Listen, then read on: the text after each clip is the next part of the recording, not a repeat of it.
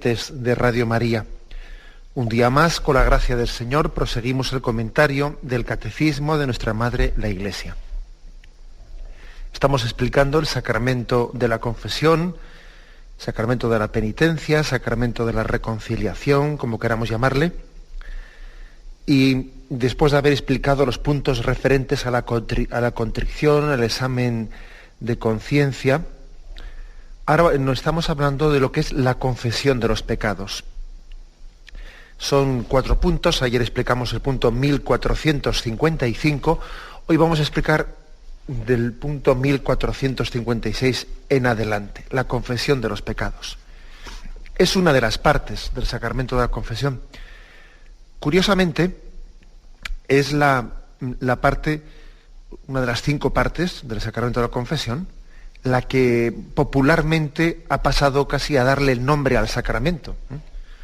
También podía haberse llamado sacramento del examen de conciencia, o sacramento de la contrición, sacramento del propósito de enmienda. Pero bueno, curiosamente, lo que le ha dado el nombre al sacramento popularmente es sacramento de la confesión. Bien, el punto 1456 dice así: la confesión de los pecados hecha al sacerdote constituye una parte esencial del sacramento de la penitencia. En la confesión, los penitentes deben enumerar todos los pecados mortales de que tienen conciencia tras haberse examinado seriamente, incluso si estos pecados son muy secretos. Bueno, luego continuaremos con eso. Igual de momento vamos a parar aquí y hacer esto una reflexión. Bueno, lo primero dice que la confesión de los pecados hecha al sacerdote constituye una parte esencial del sacramento de la penitencia. Cuando se dice una parte esencial, pues quiere decir pues que sin eso, si le quitas eso, pues no hay sacramento de la penitencia. Es como si uno dijese, ¿y se puede uno acercar al sacramento de la penitencia sin arrepentirse? Pues no, porque el arrepentimiento es una parte esencial. ¿Y se puede uno acercar al sacramento de la penitencia sin manifestar personalmente los pecados? Pues tampoco, porque es un aspecto esencial. Hay aspectos que son esenciales y otros que no son esenciales. Lógicamente los esenciales son los que vienen de Jesucristo. Y la Iglesia no se considera con autoridad para cambiar lo que viene de Jesucristo. Otras cosas pues pueden ser adaptadas por la Iglesia en la medida en que no tienen su origen en Jesucristo, sino tienen su origen en la disciplina eclesiástica, y la Iglesia por diversos motivos puede adaptar su disciplina eclesiástica. Por ejemplo, recordad que en programas anteriores hablamos de cómo ha habido también variantes históricas en la celebración del sacramento de la penitencia, de la confesión. Ha habido variantes históricas, como son, por ejemplo, el hecho de que actualmente el sacramento de la confesión se puede celebrar y se nos invita a celebrarlo frecuentemente. Y hubo un momento histórico en el que el sacramento de la confesión en muchos lugares se celebraba una única vez después del bautismo. Era la segunda tabla de salvación. Y uno solo se podía confesar una vez en su vida después de haberse bautizado. Por ejemplo, nosotros ahora se nos da la absolución y luego cumplimos la penitencia. Hubo un tiempo en que primero cumplías la penitencia y después de haberlo cumplido volvías al sacerdote y él te daba la absolución. Pues, por ejemplo, también hubo un momento en el que la penitencia era pública, en el sentido que uno ingresaba en un orden de penitentes y allí cumplía la penitencia de una manera pública, a los ojos de todo el mundo. Hoy, sin embargo, la penitencia se hace de una manera privada. O sea, ha habido muchas variantes en adaptaciones en la celebración del sacramento de la penitencia, de la confesión, variantes todas ellas, pues que han cambiado no lo esencial. Son variantes que han adaptado cuestiones pues accidentales, circunstanciales, pero no han cambiado lo que viene de Jesucristo. Pues, por ejemplo, el ejemplo que he puesto antes, ¿no? Es pensable, es posible, es probable, ¿no? Pues que, no digo probable, perdón, es posible, que pudiera ocurrir que la Iglesia con el tiempo cambiase y dijese, bueno, pues ahora vamos a adaptarnos a los nuevos tiempos y ahora vamos a hacer un sacramento de la confesión sin necesidad de manifestar personalmente los pecados al sacerdote, porque han cambiado los tiempos y tal y cual. Pues no, eso la Iglesia no podrá hacerlo nunca. O vamos a hacer una cosa, ¿no? Pues vamos a celebrar el sacramento de la penitencia, pues sencillamente no pidiendo a la gente que se arrepienta, sino sencillamente pidiéndole que a partir de ahora no lo vuelva a hacer, pero tampoco hace falta estar arrepentido del pasado. Pues no, mire usted, eso no sirve. Eso no sirve, ¿eh? No sirve y punto, ¿eh? O sea, es decir, eso, ¿por qué? Pues porque el arrepentimiento y porque la manifestación personal de los pecados forma parte esencial, integrante del sacramento, y la Iglesia nunca podrá cambiarlo. Nunca podrá cambiarlo. ¿Por qué el arrepentimiento es la contrición, el arrepentimiento es parte esencial del sacramento? Pues parece que se entiende más fácil, ¿eh?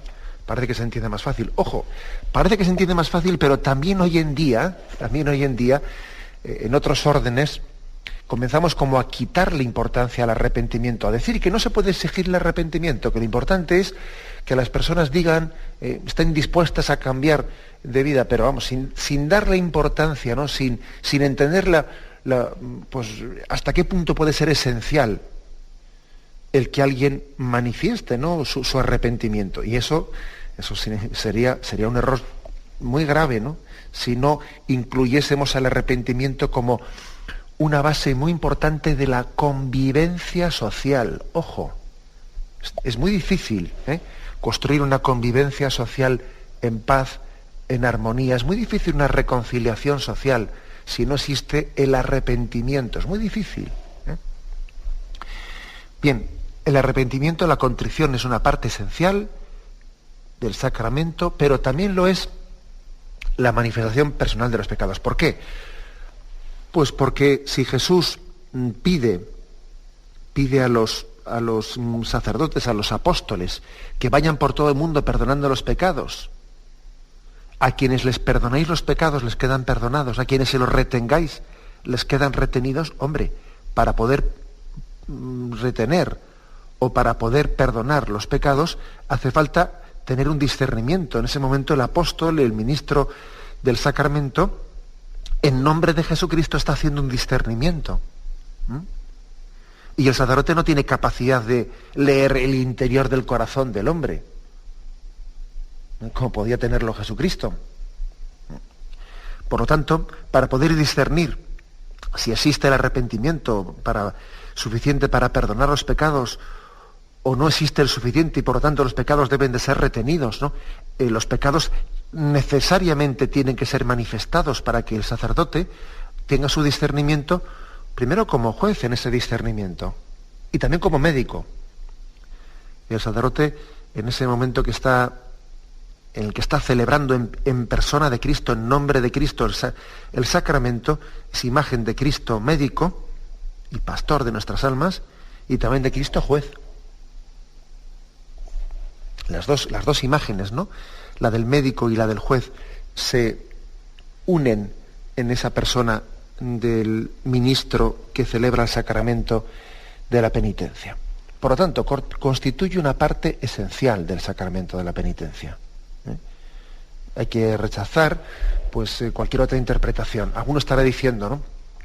Bueno, pero ¿no existe acaso como una fórmula que la misma Iglesia Católica pues, posibilita para unos casos especiales? ¿No existe la posibilidad de celebrar el sacramento de la penitencia con absolución colectiva? O sea, es decir, sin que uno se confiese personalmente, manifieste sus pecados. Sí, pero vamos a ver, eso es cierto que existe, pero existe en un contexto donde hay una situación de extrema gravedad, donde los penitentes no tienen tiempo, no tienen la circunstancia o no tienen la posibilidad de acercarse personalmente a acusarse de sus pecados, y hay una situación de gravedad que también pide la conveniencia de celebrar en ese momento y no posponer más tarde, ¿no?, el sacramento de la penitencia, y por lo tanto la Iglesia sí imparte la absolución, pero también lo imparte con el voto, bajo la condición, para su validez, bajo la condición de que ese penitente, en cuanto pueda, después de esa absolución, y en todo caso antes de volver a recibir otra absolución, se acerque a un sacerdote a confesarse personalmente, particularmente, de los pecados graves que él pudo cometer. O sea que, por lo tanto, incluso en esa modalidad que está reservada para casos graves, como he dicho, esa modalidad de la absolución colectiva, la manifestación personal de los pecados sigue siendo parte integrante, esencial del sacramento de la confesión y no puede ser suprimida.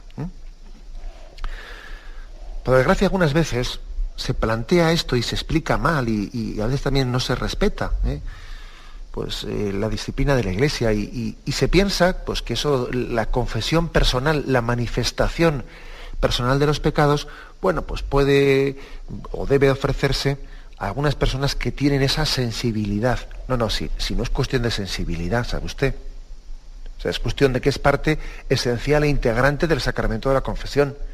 Ahora no vale celebrar el sacramento de la penitencia según sensibilidades. Venga, y el que tenga una sensibilidad, pues que lo celebre de esta manera, y el que no tiene una sensibilidad, que lo celebre de otra. No, o sea, vamos a ver, no podemos nosotros inventarnos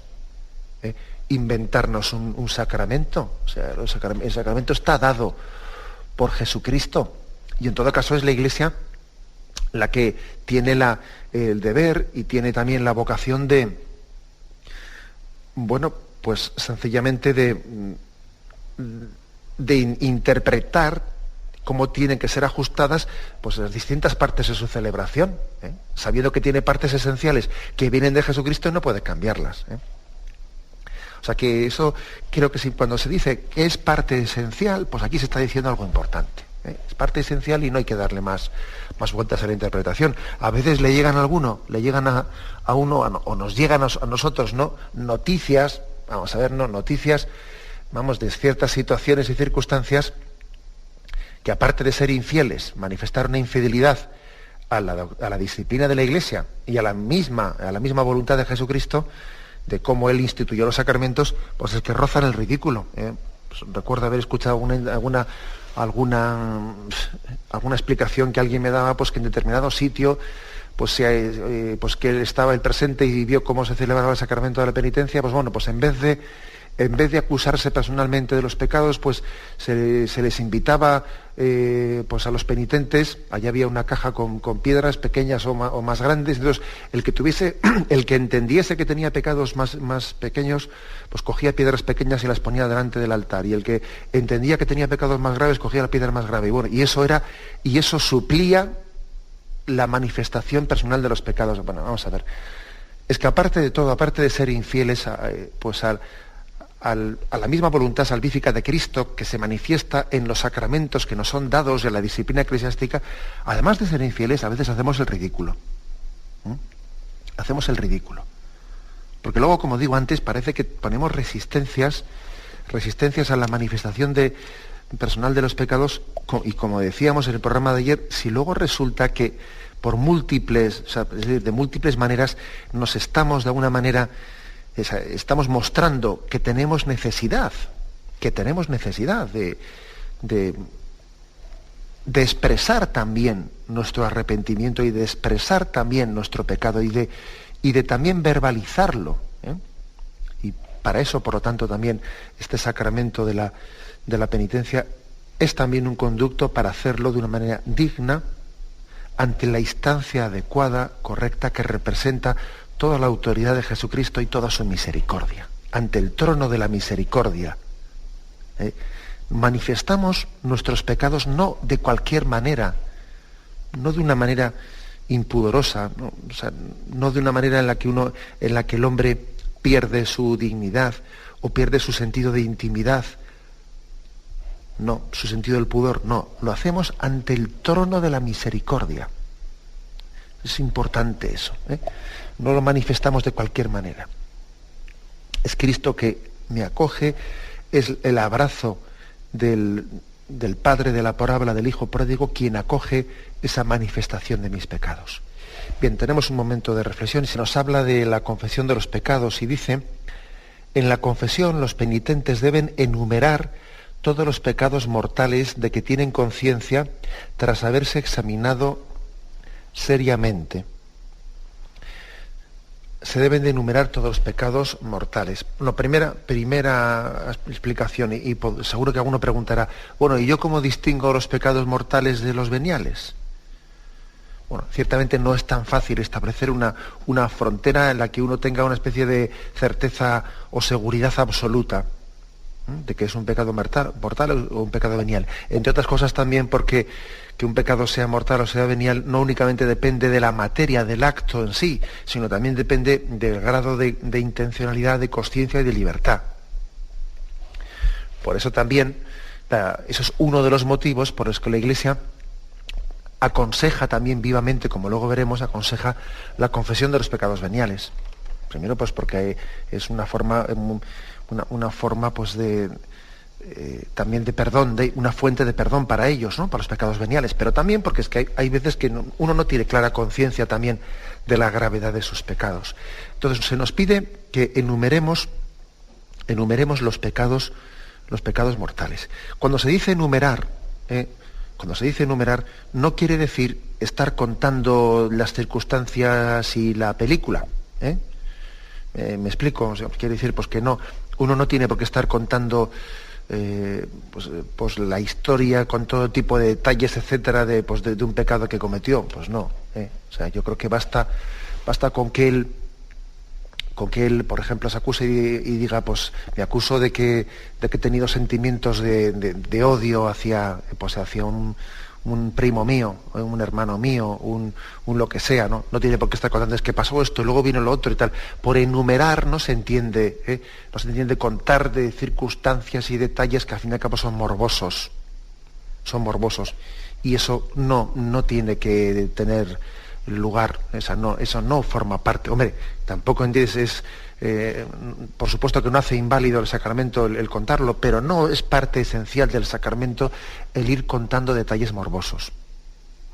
Por enumerar se dice, pues eso, número, porque es verdad, es cierto que tampoco es lo mismo pues el que alguien pues pida perdón pues por haber caído en un pecado en una circunstancia determinada, en una ocasión, o que sea esclavo de ese pecado y caiga en él de una manera reiterada.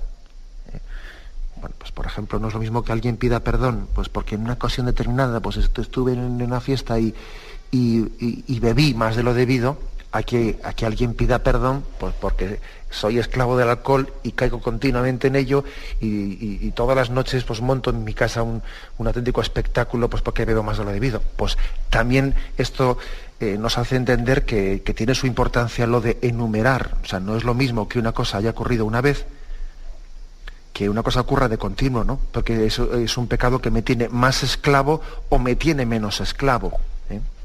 Por eso lo de enumerar tiene su razón de ser. Lógicamente también las cosas, como os podéis imaginar, pues tampoco podemos caer en el escrúpulo, porque muchas personas pueden decir, pues yo tampoco tengo conciencia exactamente de qué número, pues más o menos las cosas, ¿no? Con la buena intencionalidad de quien abre su corazón delante de Dios. Este es, digamos, el principio. En la confesión los penitentes deben enumerar los pecados mortales de los que tienen conciencia, tras haberse examinado seriamente. Incluso si estos pecados son muy secretos y si han sido cometidos solamente contra los 2 últimos mandamientos del Decálogo. ¿Por qué hace referencia aquí a los pecados secretos y a los que han sido cometidos contra los últimos 2 mandamientos del Decálogo? Porque si os fijáis, de los 10 mandamientos, los 2 últimos son los pecados que hacen referencia más a los pecados de pensamiento o de intención. El 10º mandamiento es no codiciarás los bienes ajenos. Es un pecado interior de intencionalidad, de codicia, de envidia. Y el 9º mandamiento es no consentirás pensamientos ni deseos impuros, ¿no? Los últimos 2 mandamientos están un poco reservados al aspecto interior de la intencionalidad, o sea, de la interioridad del hombre. Y también la interioridad del hombre debe de ser manifestada en el sacramento de la confesión. Sería un error muy grande pensar que aquí es pecado únicamente aquello que ha salpicado hacia afuera. No. Es más, No sé si os acordáis de algún pasaje del Evangelio en el que Jesús dice: no es lo que entra por la boca lo que contamina al hombre, lo que sale del corazón, eso es lo que contamina al hombre. Porque, decía Jesús, del corazón salen las intenciones malas, asesinatos, adulterios, fornicaciones, robos, falsos testimonios, injurias. Eso es lo que contamina al hombre, no lo que entra por la boca, sino lo que sale del corazón.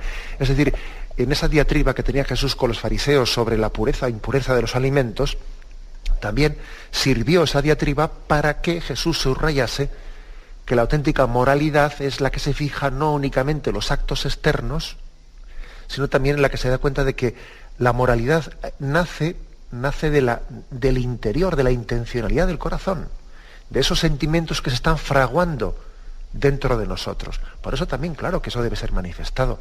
Es que si no manifestásemos eso, nuestra moralidad sería, pues, farisaica, y únicamente estaríamos manifestando, pues, una especie de orden externo, como una disciplina exterior. No, y la moral cristiana no mide una disciplina exterior, mide la bondad del hombre, la bondad del corazón del hombre, que se manifiesta en actos externos, por supuesto, pero que nace del interior del corazón. Por eso esos dos mandamientos, el 9º y el 10º, también hacen referencia: no codiciarás, no envidiarás y no desearás la mujer del prójimo, hacen referencia a también examinar en el sacramento de la confesión el interior del hombre. Y, por ejemplo, tenéis ahí, se nos ofrecen dos textos: Éxodo 20:17, no codiciarás la casa de tu prójimo, ni codiciarás la mujer de tu prójimo, ni su siervo, ni su sierva, ni su buey, ni su asno, ni nada que sea de tu prójimo. Se está continuamente haciendo referencia a cuidar también el interior, el santuario interior del hombre. Es más, dice, pues a veces estos pecados, dice el Catecismo, hieren más gravemente el alma y son más peligrosos que los que han sido cometidos a la vista de todos. Ojo, que no siempre lo más grave es lo que más ha salpicado. A veces lo más grave es lo que ha tenido lugar en ese santuario interior. De hecho, fijaros que en la tradición de la Iglesia se nos ha invitado a examinar nuestros pecados, y no únicamente en la materialidad de los mismos, ¿no?, sino también a examinar los pecados capitales, es decir, los pecados que están en la raíz de los actos negativos que el hombre puede cumplir. Los pecados capitales, que son soberbia, avaricia, lujuria, ira, gula, envidia, pereza. Si os dais cuenta, estos pecados capitales en sí mismos son actitudes que permanecen ocultas en el interior del corazón. Y luego, claro, tienden a manifestarse en actos concretos, en actos pecaminosos. Pero en sí mismos los pecados capitales no se refieren tanto capital a la magnitud, sino se refiere más bien al origen de estar en la raíz de. Está ocultamente en la raíz, la avaricia, pero es la que ha motivado el robo, o es la que ha motivado la calumnia, o es la que ha motivado la mentira. O sea, está en la raíz de soberbia, avaricia, lujuria, ira, gula, envidia, pereza. Es importante, por lo tanto, examinar el interior del corazón del hombre en el sacramento de la confesión. De lo contrario, no iríamos a la raíz. Si no nos adentrásemos en el mundo interior, no iríamos a la raíz. Esta es una de las grandes diferencias, ¿no?, entre la moralidad cristiana y una ética civil.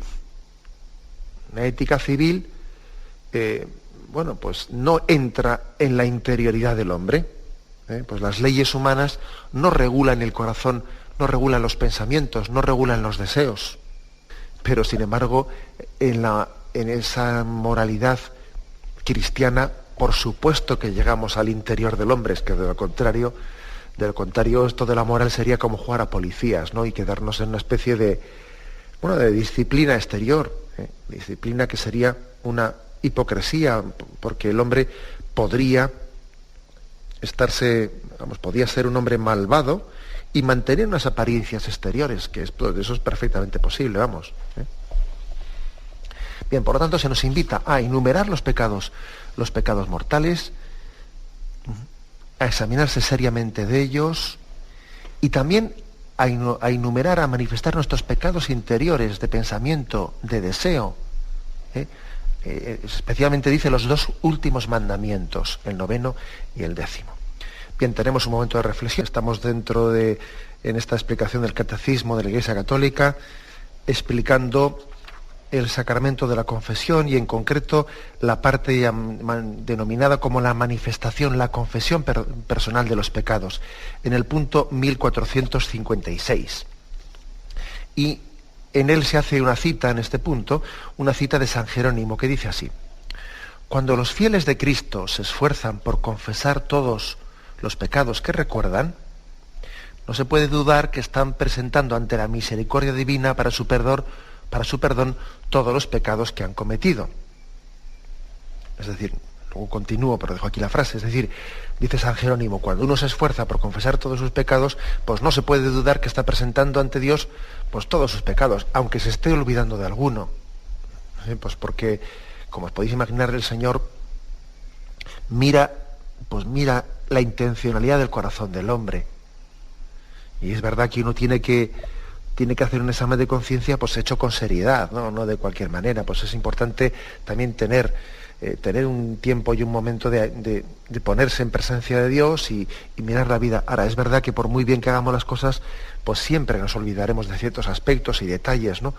O sea, nos podemos olvidar de ellos y sencillamente también confiamos en que la misericordia de Dios pues se derrama sobre todos los pecados de nuestra vida, también sobre aquellos de los que pues no nos hemos acordado. Que después de la confesión una persona recuerda, le viene a la mente, le viene a la memoria pues un pecado que no manifestó. ¿Qué debe de hacer? Pues hombre, pues si es un pecado leve, pues yo creo que no hace falta manifestarlo ya.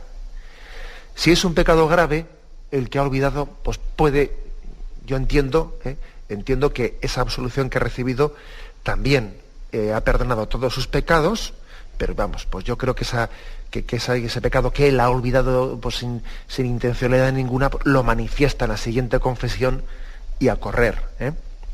Pero aquí fijaros lo que dice: cuando los fieles de Cristo se esfuerzan por confesar todos los pecados que recuerdan, no se puede dudar que están presentando ante la misericordia divina para su perdón todos los pecados. Es decir, también en nuestra intencionalidad están siendo presentados los pecados pues que no hayamos recordado.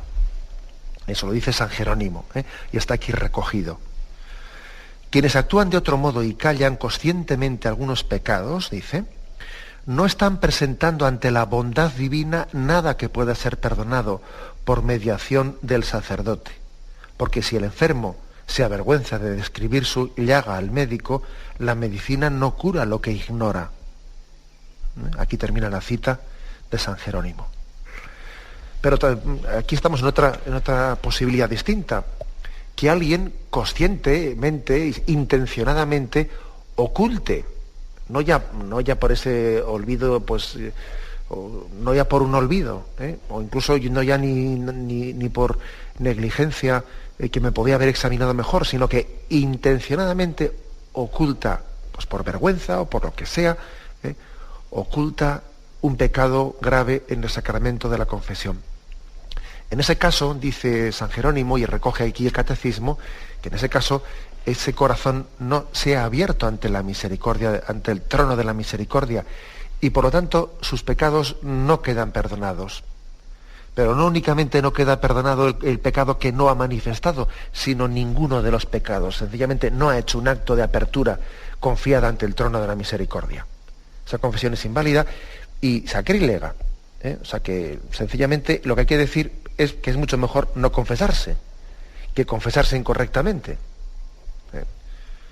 Perdonad que sea así tan crudo, pero es que las cosas son como son. Entonces, sencillamente, además ayer creo que nos ayudó mucho el testimonio de una oyente que llamó y estuvo narrando un poco pues cómo pudo ser tentada de no manifestar, ¿no? Pues en en el sacramento de la confesión y también en la dirección espiritual, que son dos niveles distintos, pero bueno, pues de no manifestarse, no de ocultarse y tal cual, hasta que, bueno, por la gracia de Dios, ella no cayó pues en esa tentación de confesarse mal, callando cosas, pero sí que tuvo una lucha de estar mucho tiempo pues alejada del sacramento por esa dificultad de manifestación.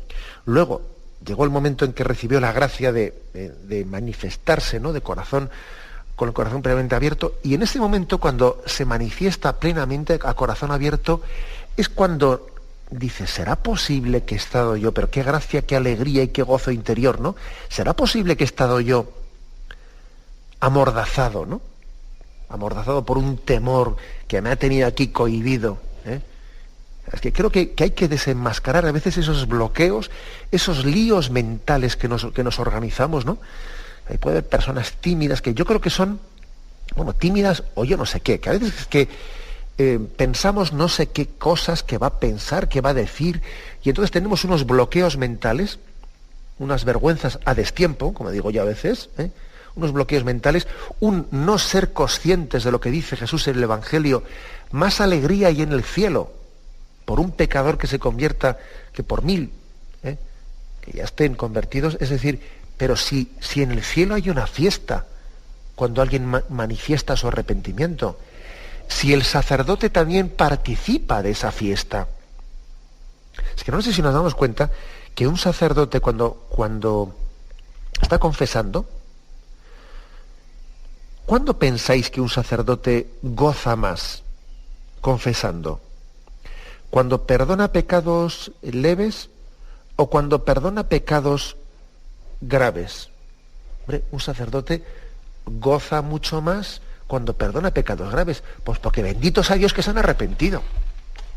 O sea, ojalá a un sacerdote le encantaría estar confesando todos los días pues pecados gravísimos, le encantaría confesar a todos los terroristas, y le encantaría confesar a todos los médicos abortistas, y le encantaría confesar los pecados más graves de sacrilegios y que puedan ocurrir. O sea, le encantaría. Por eso a veces ese temor que tenemos a qué va a pensar, qué van a decir, se van a enfadar, pero bueno, pero si el sacramento, la manifestación de los pecados es una manifestación de gozo por el retorno. Y el demonio, que es muy astuto, en vez de ponernos el temor, digamos, el reparo, el respeto, en el momento de alejarnos de la casa, fíjate tú que nos lo pone para el momento del retorno. A eso lo llamo yo una vergüenza a destiempo. Una vergüenza a destiempo, que tenemos que desenmascarar, ¿no? Y vencer cualquier tipo de tentación de esas de que no, digo, esto no puedo, es que esto me da mucha vergüenza decirlo, esto no sé qué. Pero hombre, pero tú no te das cuenta que el sacramento de la penitencia, el sacramento de la confesión, es una fiesta del perdón, es una fiesta del retorno. Que el propio sacerdote, ¿qué va a pensar? ¿Pero qué va a pensar? El sacerdote sencillamente lo que hace es gozarse con Cristo misericordioso. Y punto. Y a partir de ahí, cualquier reflexión más que hagamos, ya viene del maligno, ya estamos liando la cabeza, ya viene del maligno. Por eso aquí se habla con tanta claridad de que la manifestación de los pecados o es de plena confianza, o es de plena apertura, o si no, pues es que no es. O sea, no se puede jugar con el sacramento de la confesión, no se puede jugar con él como si fuese, bueno, sí, yo en parte, pues en parte me abro el corazón, la otra parte me la reservo para mí, ¿no? O sea, eso es ridículo, eso es ridículo. Como aquel que decía, ¿no? Como decía Jesucristo, y en parte tenía razón. No, Jesucristo no tiene razón en parte. Ante Jesucristo nosotros nos abrimos plenamente el corazón. Ahí no cabe tener nuestras reservas ante el trono de la misericordia.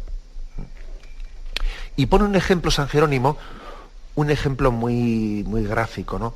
Porque si el enfermo se avergüenza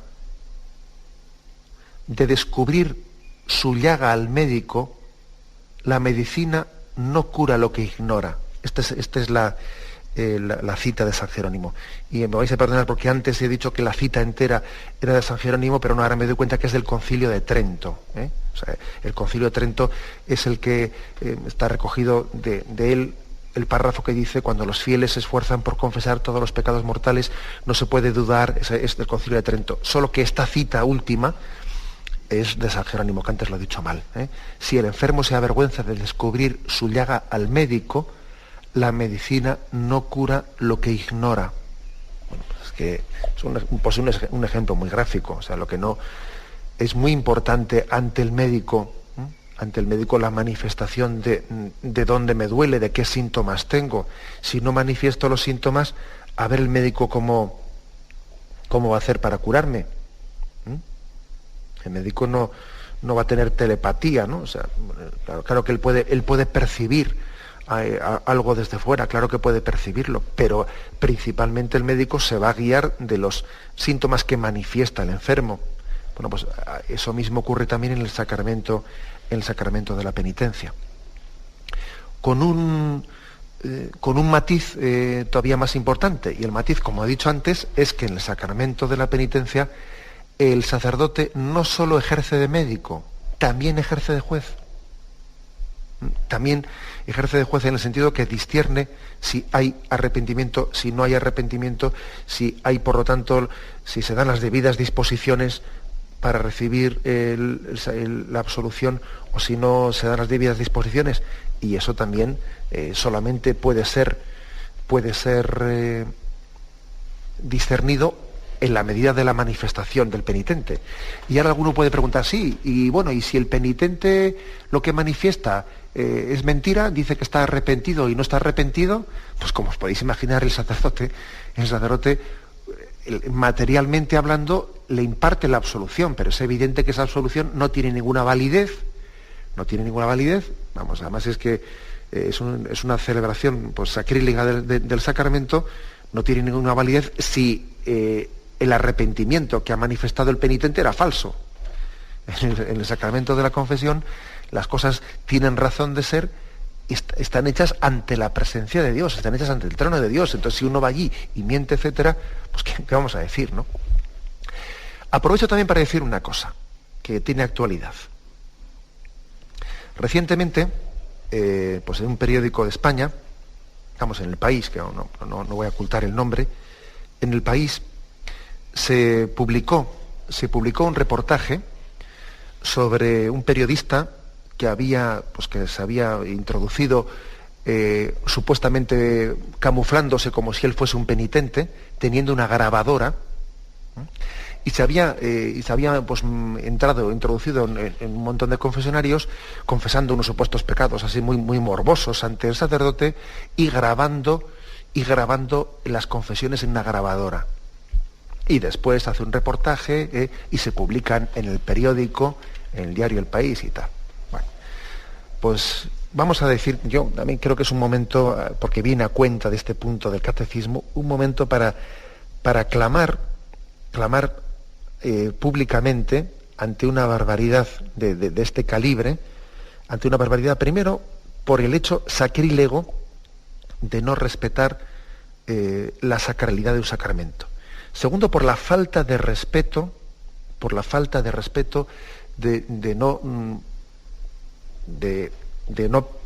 cuidar el ámbito de manifestación interna de las personas, tanto del resto de los penitentes que van a ir ahí, como del sacerdote. Tercero, por ser capaces de llevar a un periódico y hacer no sé qué tipo hacer un espectáculo de un sacrilegio y de una falta de respeto, que un periódico se preste a una cosa de ese estilo, ¿no? Y luego encima por hacernos creer y hacernos pensar que, fíjate lo que le respondió el cura: oiga, ¿y usted pretende que yo le crea lo que le respondió el cura? O sea, usted que ha sido capaz de cometer un sacrilegio, y luego encima de enorgullecerse de ello, ahora usted pretende que yo empiece a hablar de lo que el cura le dijo. Mira, el que ha cometido un sacrilegio es bastante difícil ya creerle la veracidad de lo que está diciendo ya. O sea, creo que también es momento de hacer esta denuncia pública, porque es que esto ha ocurrido recientemente, hace 2 o 3 semanas. Y es momento también de entender que las cosas sagradas solamente pueden ser entendidas y percibidas en un contexto sagrado. Fuera de ahí, pues se comete un grave sacrilegio, claro, pues violándolas y sacándolas de su intimidad y de su contexto. Bien, lo dejamos aquí, y me despido con la bendición de Dios Todopoderoso, Padre, Hijo y Espíritu Santo, descienda sobre vosotros. Alabado sea Jesucristo.